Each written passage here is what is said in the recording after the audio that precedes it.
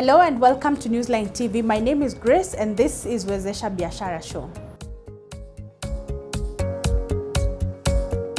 In our previous episodes, we've been learning how to become financially free, and we've said one of the ways to actually become financially free is to multiply your wealth. And we said one way to multiply your wealth is to start a business. And many people have gotten back to us and they're asking, how do we start a business? Where do I need to start? What do I need to think about when I'm starting a business? You're in luck because today, this episode is meant for you. In studio, we are privileged to have Lucy, njine. Karibu, Lucy. Thank you, Chris. And Lucy is going to talk to us about starting a business. And we want to just narrow down and look at an example of a sector that people really like. What do I need to think about when I'm starting a business? Yes. Grace, you're right that starting a business is one of the most interesting ways of multiplying your wealth, because you could be employed, you're earning a salary, you have saved, and you only earn so much end of the month. But in business, you have unlimited potential of making money. There's no limit to how much you can earn when you're in business. Ultimately, that is where everybody wants to be in. And it is the desire of everyone that at one time you'll be running your own business and that you're not working for anyone. And so, for our viewers, starting a business is ultimately where everybody should aim to get into. However, business is not set for everyone. It is not everybody that can become a business person. It has its own challenges. It has its own unique problems. You need to be prepared if you want to get into business. And therefore, before you even think of going into business, number one, you want to think or to evaluate what line of business do you want to get into. And then once you decide this is the area, the business that I want to get into, you want to ask yourself, what kind of experience do I have in running that business? When people look at others who are succeeding in business, you think that somebody just woke up today and they started running in the business and it was just voila, you've made money. There's a lot. Business is a journey that you have to travel, and therefore, do you have experience? Are you ready to start small? I always tell people the best place to start in business, even the biggest, start from the smallest point. For example, today there's a lot of people who are going into imports. All these imports that people are going to Turkey, to China, to wherever, Dubai, bringing things to sell in Kenya. Before you go and take 1 million shillings and fly all the way to China to bring things to come and sell in Nairobi, can you start by just buying a little from somebody who is importing and selling, so that you test yourself whether you are made for that kind of thing, so that you don't go and take all your savings, go and tie them in stock, and then 1 year down the line, you're not selling. And yet the people that made you go into business because you were admiring, they still look like they are doing well.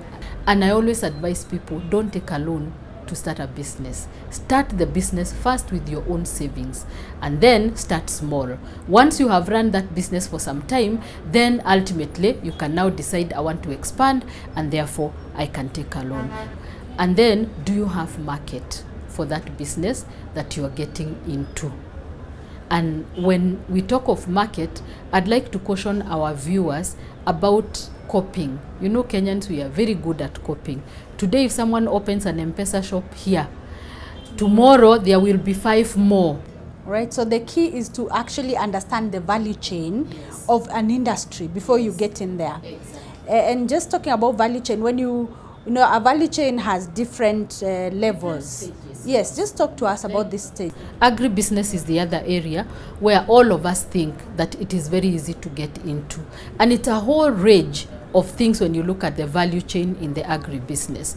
There's the suppliers of the seeds, the fertilizers, the chemicals. Then there's the actual farmer. This is the person who is now actually doing the farming. They have gone, they've bought a greenhouse, or they have a shamba and they want to do the actual farming. That is the second stage in the value chain.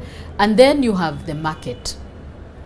Before you even get to the market, you have the people who buy from the farmers and they take to the market. They are not necessarily the farmers. We call them brokers. You can be a broker in the value chain. And finally, you can be in the market. You can be the person who is sitting, waiting for the product from the market to sell it. So those are 4 good stages. So before you think agribusiness, you want to ask yourself, at what stage in that long value chain do I want to get into? Is it as the supplier of the farming items, or is it as the actual farmer? Am I going to get in as a broker, or am I going to get in as the final person who is actually doing the selling? Right. That is the value chain in agribusiness. In all the other sectors, there's also a value chain. If you look at even these people who are doing imports, there's the person who goes to China to bring those things. They come and stock them somewhere in Kamukunji, in some go down somewhere, and then there's somebody who now goes and buys from there and goes to sell. So you can decide, do I just want to become an importer and I stock for people who are going to sell, or am I going to be the end seller? All right, so it's very important to understand the value chain. Yes, and now that we're talking about value chains and agribusiness, many people like agribusiness very much. Because Kenyans, we are socialized as agriculture people. Yes. The demand for food will always be there. Whether we have money or we don't, we must eat. Yes. So and that is why people are so attracted into agri-business. The other thing, of course, is because we have a bit of land in Kenya and our climate is good for farming. Therefore, anyone thinking agribusiness, they're not thinking wrong, they're thinking right. Except that there are challenges when now you start getting into agribusiness. You need to go into it. Very true. And it's not just agribusiness, even the other sectors.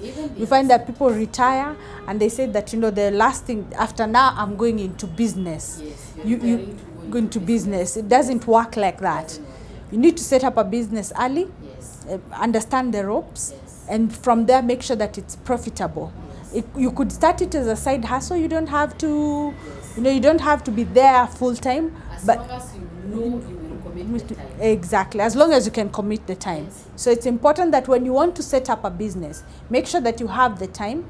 Set it up early. Don't wait for when you are completely either jobless or you have retired and decide that's when I'm going to start a business. It doesn't work like that. Yes. You will most definitely lose your investment. We are here to make sure that you do not lose your investment. We are here to make sure that you keep money or put money in your pockets.